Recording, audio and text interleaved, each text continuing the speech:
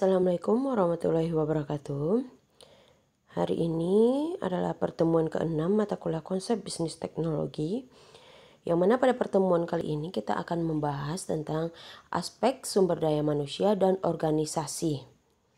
Di sini kita akan lebih detail berbicara tentang sistem penggajian dan proses rekrutmen pada sebuah bisnis, ya. Nah, mungkin setiap perusahaan mempunyai sistem penggajian yang berbeda-beda, ya. Jadi banyak metode kuantitatif yang ditawarkan oleh perusahaan dan setelah diterapkan ternyata tetap menimbulkan masalah bagi perusahaan. Nah, ini biasanya timbul karena istilahnya metode tersebut tidak sesuai dengan karakteristik dari si lingkungan perusahaan yang ada di Indonesia ini, di mana faktor-faktor yang berkaitan dengan masa kerja, pengakuan terhadap pengalaman kurang dipertimbangkan, ya.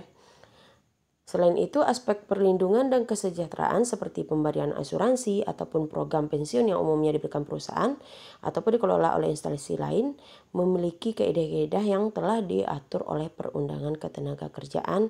Itu biasanya tidak selaras dengan sistem gaji yang dianut oleh perusahaan.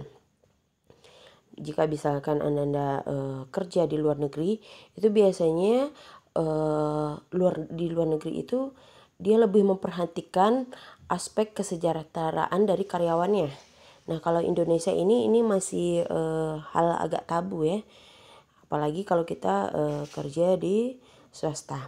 Nah, untuk itu sangatlah bermanfaat bila perusahaan menerapkan sistem gaji yang komprehensif, baik dari sisi aturan pemerintah ataupun menciptakan kepastian atau kewajaran bagi karyawannya.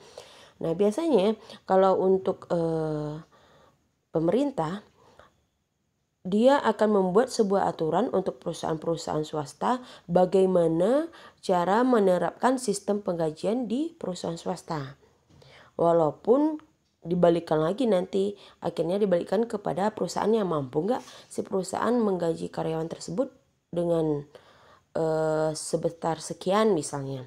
Mampu nggak si perusahaan memberikan aspek kesejahteraan atau asuransi bagi karyawannya. Nah, itu dibalikan lagi ke perusahaannya.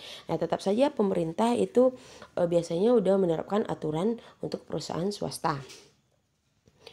Nah, sistem gaji dengan pendekatan kuantitatif pada umumnya ini akan lebih mudah diterima bagi setiap pekerjaan karena dia memiliki nilai atau skor sebagai hasil pembobotan.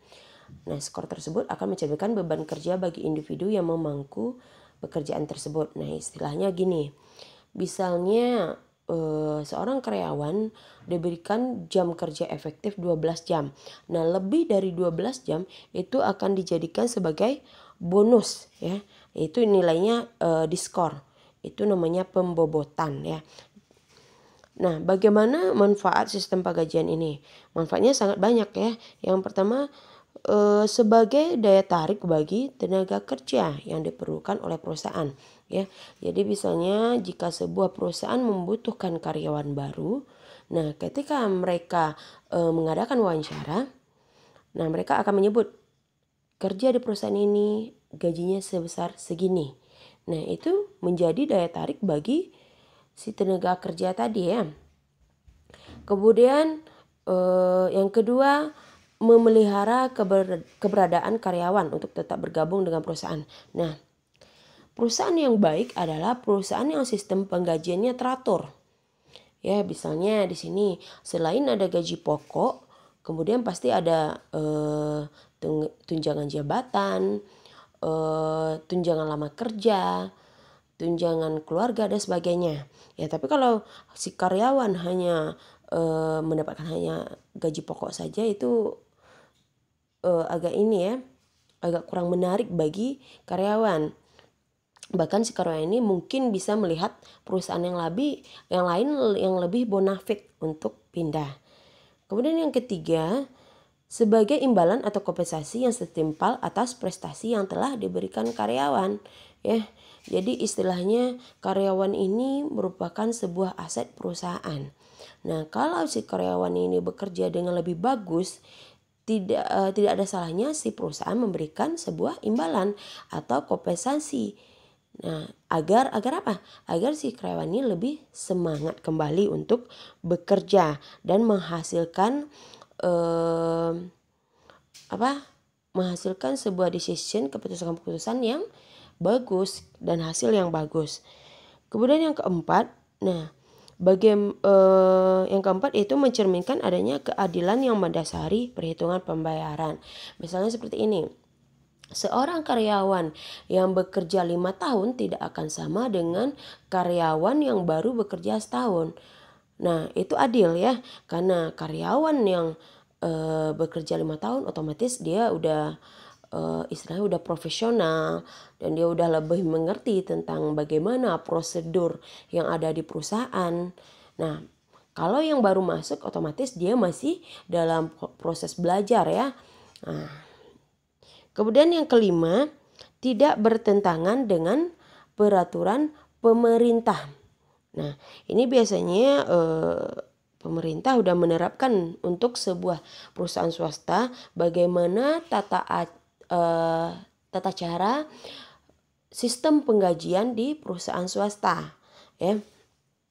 Misalnya berapa UMR-nya, kemudian tunjangan apa saja yang didapatkan oleh seorang karyawan. Nah, itu udah ada aturan pemerintah. Nah, kalau untuk lebih lanjutnya tentang peraturan pemerintah tentang sistem penggajian, Anda bisa lihat di Google ya. Kemudian yang keenam, tidak melebihi kemampuan keuangan perusahaan, tetapi juga cukup atraktif bagi perusahaan sejenis. Jadi istilahnya sebuah perusahaan itu menggaji karyawannya juga harus disesuaikan dengan income yang masuk.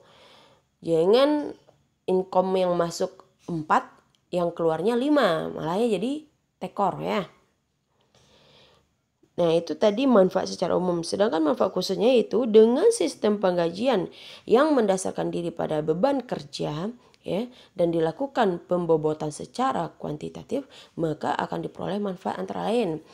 1, terukur bagi setiap pekerjaan karena masing-masing memiliki nilai atau skor yang ditentukan oleh disepakati secara bersama-sama. Kemudian yang kedua, mudah dilakukan penyesuaian terhadap keadaan atau perkembangan ekonomi, terutama atas terjadinya laju inflasi tahunan.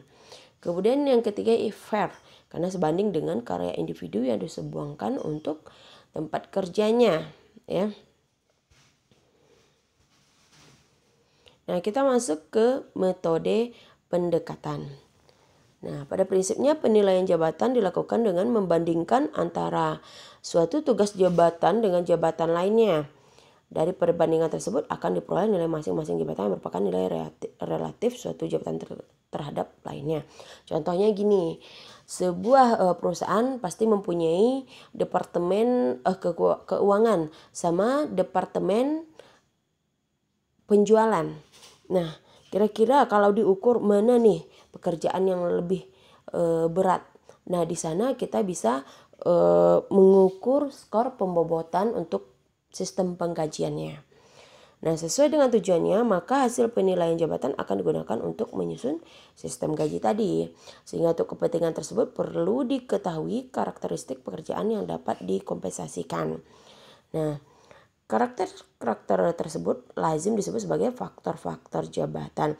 Jadi jika misalnya sebuah perusahaan mempunyai misalnya perusahaan industri yang bergerak di bidang industri, ternyata dia mempekerjakan karyawannya dengan istilahnya termasuk dalam proses produksi itu mempunyai sesuatu yang berbahaya istilahnya dalam prosesnya tersebut. Nah, itu sistem pembobotan gajinya pasti akan berbeda dengan staf yang hanya bekerja sebagai di belakang layar sebagai administrasi. Nah, itu pasti berbeda ya. Nah, pada masing-masing faktor memiliki nilai kepentingan berbeda. Untuk menyatakan perbedaan masing-masing faktor perlu diberikan bobot sesuai dengan nilai kontribusinya terhadap perusahaan. Ya, jadi sistem penggajian pada intinya sistem penggajian di sebuah perusahaan itu berbeda setiap departemennya, berbeda setiap jabatannya dan sesuai dengan susah atau gampangnya pekerjaan yang dilaksanakan, ya.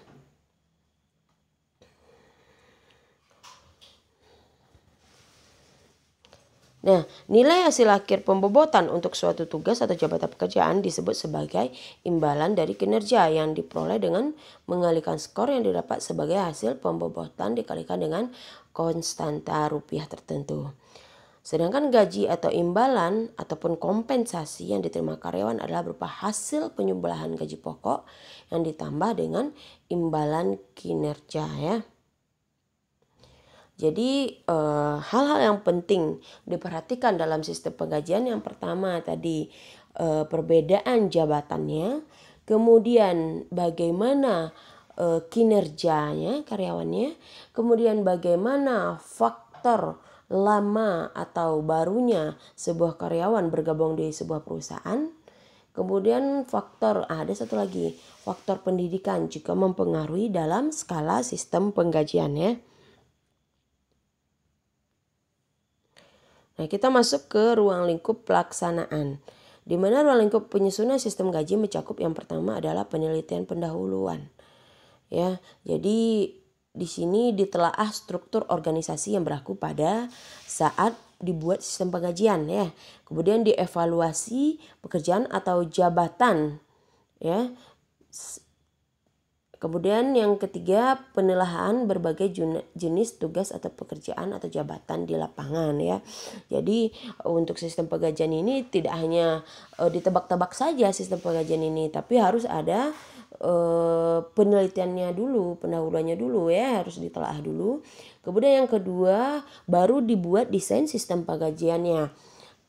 Misalnya ditentukanlah faktor atau subfaktor tugas atau jabatan pekerjaannya, kemudian penyusunan skala faktor jabatannya, kemudian penyusunan skala gaji pokoknya, ya. Yang ketiga, adanya pembobotan faktor. Nah, ini pembobotan faktor ini misalnya jika kinerjanya lebih bagus, maka diberikan imbalan yang lebih, ya. Yang keempat, pembuatan skala gaji pokok dengan dasar pengalaman atau masa kerja dan latar belakang keahlian, ya. Yang kelima, penghitungan final sistem gaji. Ya, karena pembuatan laporan akhir dan 7 sosialisasi. Nah, ini yang paling penting perlu diperhatikan, ya. Yang 7, sosialisasi memperkenalkan sistem gaji atau imbalan kepada karyawan. Nah, ini perlu disosialisasikan. Jadi antara karyawan satu dengan lainnya tidak mempertanyakan, loh berapa sih gaji kamu, berapa sih gaji kamu, nggak perlu. Karena ini sebaiknya perlu disosialisasikan oleh si perusahaan kepada karyawannya. Misalnya gini, gaji pokoknya sebesar misalnya 5 juta. Nah, jika kinerjanya bagus dan kerjanya berlebih, maka diberikan imbalan atau kompensasi, misalnya jadi 7 juta, ya. Ternyata dia menghasilkan sebuah produk, ditambah lagi juta. Nah, itu perlu diberitahukan kepada seluruh karyawan, ya. Jadi tidak ada lagi yang istilahnya gonjang-ganjing di belakang layar. Nah, kita lihat blok diagram sistem gaji, ya. Blok diagram sistem gaji. Kita lihat di sini ada uraian tugas jabatan, penilaian jabatan, ya. Kemudian ada pembobotan faktor, bisa lihat sebelah kanan pembobotan faktor, penyusunan skala faktor, faktor jabatan. Nah, berarti ada penilaian jabatannya, ada pembobotan faktornya. Kemudian ada gaji pokok didapat dari kemampuan perusahaan bagaimana, kemudian dilihat imbalan kinerjanya. Jadi gaji sama dengan adalah gaji pokok ditambah imbalan kinerja, ya. Gaji pokok merupakan skala gaji sesuai dengan pengalaman atau masa kerja dan latar belakang keahlian. Imbalan kinerja merupakan skor nilai tugas jabatan dikali konstanta rupiah.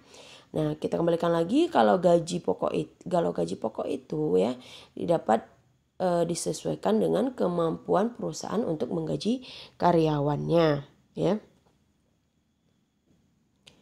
Nah, tadi tentang sistem penggajian udah clear, ya. Kita masuk kepada proses rekrutmen. Nah, ini biasanya kalau di sebuah perusahaan itu yang merekrut itu adalah departemen HRD biasanya, ya. Nah, rekrutmen adalah proses menemukan dan menarik para pelamar yang memenuhi syarat untuk dipekerjakan. Biasanya proses rekrutmen ini dimulai daripada pencarian para pelamar, kemudian diakhiri dengan masuknya surat lamaran dari para pelamar. Nah, hasil proses rekrutmen ini adalah sekumpulan pelamar yang siap untuk diseleksi. Nah, proses rekrutmen ini haruslah konsisten, kemudian dengan strategi yang ada, kemudian proses rekrutmen ini harus bisa dilaksanakan secara seefisien mungkin dan seefektif mungkin. Proses rekrutmen harus dibarengi dengan kemampuan organisasi dalam mempertahankan para karyawan terbaik. Nah, bisa kita lihat ini bagiannya. Nah, proses rekrutmen itu ada dua ya, ada dari lingkungan eksternal dan lingkungan internal. Lingkungan eksternal artinya lingkungan yang berada di luar perusahaan. Sedangkan lingkungan internal yaitu lingkungan yang berada di dalam perusahaan itu sendiri. Nah, proses rekrutmen bisa terjadi di luar, bisa terjadi di dalam ya. Nah, kita lihat yang pertama dari perencanaan sumber daya manusia. Kemudian akan dilihat alternatif rekrutmen. Maka akan direkrutlah. Jika dia sumber internal, kita harus menerapkan metode-metode internal. Jika dia sumbernya dari eksternal, dari pihak luar perusahaan, maka metode-metodenya juga disesuaikan dengan metode eksternal. Barulah didapatkan nanti orang-orang yang direkrut ya. Nah, kebanyakan sumber-sumber rekrutmen ini adalah tempat di mana para kandidat yang memenuhi syarat berada, misalnya perguruan tinggi dan perusahaan pesaing. Nah, contoh untuk dari sumber internal ya, misalnya kita udah lama bekerja di suatu perusahaan. Kemudian ada ternyata untuk rekrutmen sebagai kepala divisi bagian pemasaran misalnya. Nah, kalau diambil dari sumber internal, biasanya harus adanya promosi ya. Biasanya siapa yang promosikan?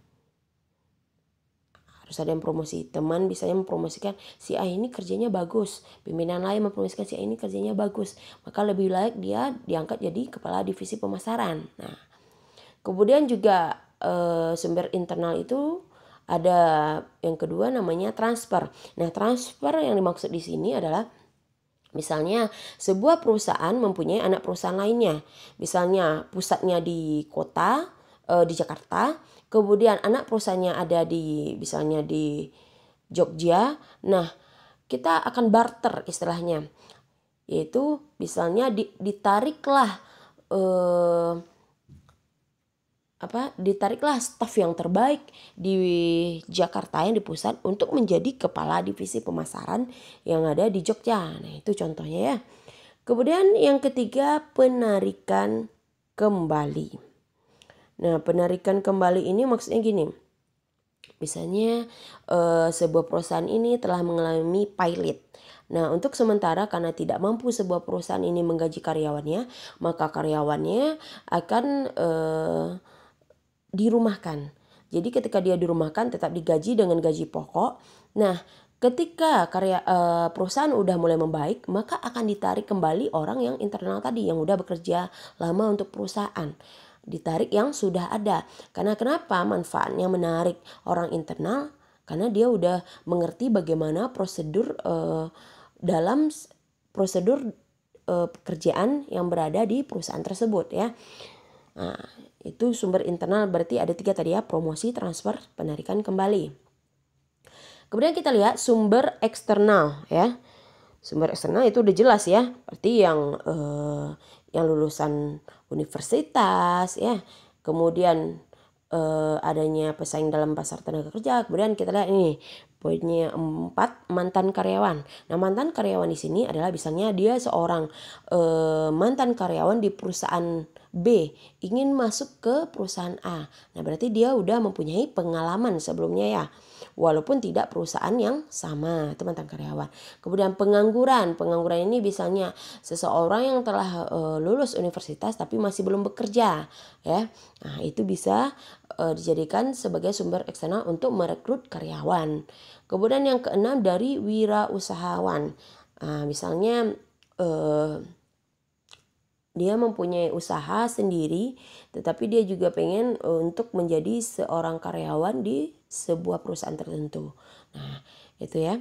Ada 6 sumber-sumber eksternal untuk menarik karyawan ya. Nah, bagaimana metode-metode rekrutmen ya, yaitu cara-cara spesifik yang digunakan untuk menarik para karyawan potensial ke dalam perusahaan seperti rekrutmen online ya istilahnya. Kemudian metode internal ini misalnya dengan pengumuman lowongan jabatan ya, kemudian adanya persediaan bakat ya. Pengumuman lowongan jabatan misalnya gini, dibutuhkan seorang kepala divisi pemasaran untuk di perusahaan A dengan spesifikasi pendidikan misalnya S2 ekonomi. Kemudian dengan mempunyai pengalaman kerja di atas 3 tahun. Nah, itu cara metode-metode internal untuk menarik karyawan yang masuk ke perusahaan ya. Oke. Nah, untuk materi ini hari ini yaitu tadi kita udah bahas tentang bagaimana sistem penggajian di perusahaan, kemudian bagaimana proses rekrutmen di sebuah perusahaan ya. Oke, terima kasih atas perhatiannya. Wabillahi taufiq wal hidayah. Wassalamualaikum warahmatullahi wabarakatuh.